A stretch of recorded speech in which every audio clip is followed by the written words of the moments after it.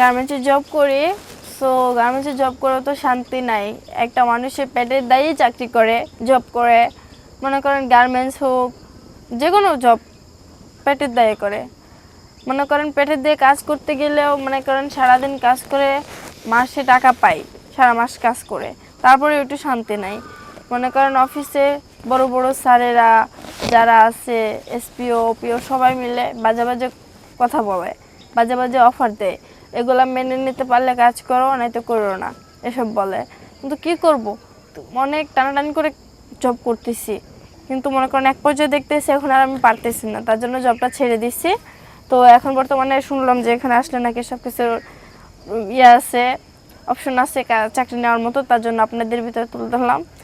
যদি কোনো কাম থাকে, জব টব থাকে, অবশ্যই আমাকে বলবেন, আমি জব নিতে প্রস্তুত। সো যদি আমাকে জব দেওয়ার জন্য, যোগাযোগ করার জন্য কিছু চান, তাহলে ভিডিও শেয়ার অপশনে আমার নাম্বার দেওয়া আছে, ওখান থেকে ফোন দিলে আমাকে পাবেন। নাম কি আপনার? জি, আমার নাম মিতু। মিতু। পরিবারে কে কে আছে? পরিবারে আছে ভাই আছে, মা আছে, বাবা আছে। ভাই কি করে? ভাই বর্তমানে এখন হোটেলে কাজ করে, আর বাবা ইসের ব্যবসা করতেছে। কিসে? ওই যে ঘাস খেতে ইয়া দেন না, সারেগুলার। সারের দোকান নাকি? জি। তাহলে তো ভালো। তাহলে আপনি গার্মেন্টসে চাকরি করেন কেন? গার্মেন্টসে চাকরি করে মনে করেন একটু বাড়িতে ঝামেলা আছে, তাই। তো কি এমন হয়েছে আপনার গার্মেন্টসে? গার্মেন্টসে মনে করেন বড় বড় স্যারেরা অনেক ধরনের বাজে বাজে কথা বলে।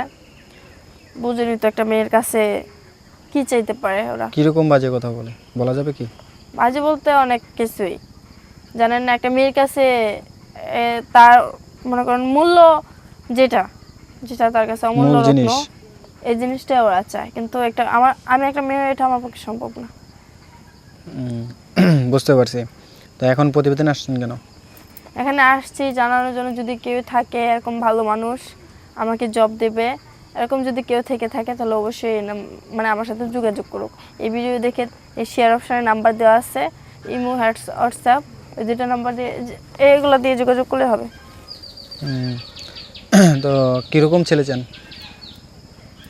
ছেলে বলতে কি, মানে আমি তো জব নিতে আসছি, যে কোনো মানুষ হলে হবে, আমাকে ভালো একটা জব দিতে হবে, তাহলেই হবে। আর ছেলের প্রশ্ন যেহেতু আসছে, তাহলে এটা বলি, আমার ইচ্ছা আছে যে একটা ভালো একটা ছেলে পাইলে বিয়ে করব, যদি সে আমাকে মানিয়ে চলতে পারে, বাট সে যদি আমাকে সবসময় কেয়ার করে, তাহলে। এখন কেয়ার করলে সবই করলো, এখন কি আপনি মোটা চান না চিকন চান? মোটা চিকন একটা হলেই হবে। মোটাটা হলে হবে না, আমার সাথে ম্যাচ খেতে হবে। আপনার সাথে ম্যাচ খেতে হলে কি লাগবো? চিকন? আমার থেকে একটু মোটা। একটু মোটা? হ্যাঁ। মোটাটা নিতে পারবেন আপনি? কেন নিতে পারবো না? অবশ্যই মোটাটা নিতে পারবো না, মানে বিয়ে তো সবাই বিয়ে করতে গেলে তো একটা মানানসই আছে, তাই না? তো তারা যদি আমার সাথে নাই মানে, তাহলে ওকে বিয়ে করে লাভটা কেন? মানে এলাকাতে হাইটে গেলে বলবে কি ছোট ভাই, না তো বলবে এই যে ওর চাচা, না তো ওর বাবা। এটা কেন বলবে? জামাই যদি হাতের সাথে, তাহলে বলতে হবে যে এটা ওর জামাই। না, আপনি বলছেন না যে আপনার থেকে একটু মোটা হতে হবে, তো মোটাটা কি আপনি নিতে পারবেন? আপনি তো আপনার মতো নিতে পারবেন, কিন্তু আপনার সাথে একটু মোটা হলে কি নিতে পারবেন? নিতে পারবো বিদায় তো বলতেছি যে নিতে পারবেন একটু মোটা। বুঝতে পারছি। এখন আপনার সাথে যোগাযোগ করবে কিভাবে? আমার সাথে যোগাযোগ করতে হলে ভিডিও শেয়ার অপশনে যে ফোন দিতে হবে, আমার নাম্বার দেওয়া আছে, হোয়াটসঅ্যাপ, এমনকি ইমো নাম্বার। বুঝতে পারছি। এই নাম্বারে যোগাযোগ করুক। আচ্ছা, আমরা প্রতিবেদন একেবারে শেষ পর্যায়ে দর্শকদের উদ্দেশ্যে কিছু বলার আছে?